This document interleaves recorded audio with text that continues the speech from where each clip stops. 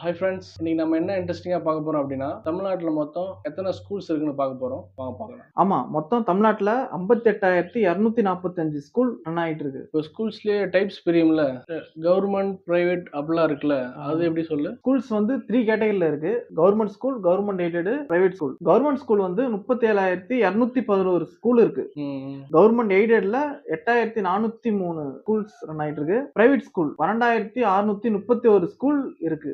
Okay, okay. Government ஸ்கூலோட பாதிக்கு பாதி தான் பிரைவேட் ஸ்கூல் இருக்கு. பாதிக்கு பாதி தான் பிரைவேட். இதுல வந்து பிரைவேட்டை விட கவர்மெண்ட் ஸ்கூல்ஸ் அதிகமா இருக்கு. ஸ்டூடெண்ட் எந்த ஸ்கூல்ல அதிகமா படிக்கிறாங்கன்னு வாங்க பார்க்கலாம். இப்போ கவர்மெண்ட் ஸ்கூல்ல மொத்தம் 55 லட்சம் பேர் படிக்கிறாங்க. கவர்மெண்ட் எய்டட் ஸ்கூல்ல கவர்மெண்ட் எய்டட்ல வந்து 29 லட்சம் பேர் படிக்கிறாங்க. பிரைவேட் ஸ்கூல்ல 57 லட்சம் பேர் படிக்கிறாங்க. பிரைவேட் ஸ்கூல்ல 57 லட்சம் பேரா? கவர்மெண்டோட பிரைவேட் ஸ்கூல் கம்மியா தானே இருக்கு. ஆமா, உண்மைதான்.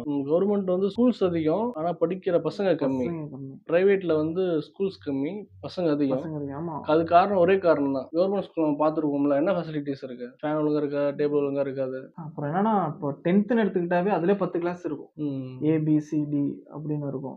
கவர்மெண்ட் ஸ்கூல்ல இன்ஃப்ராஸ்ட்ரக்சர் கிடையாது. என்னதான் செலவு பண்ணி எதுக்கு பிரயோஜனம்? எதுக்குமே கிடையாது. இப்போ இந்த வீடியோ பார்க்குற நீங்க எந்த ஸ்கூல்ல படிச்சீங்கன்னு கமெண்ட் பண்ணுங்க.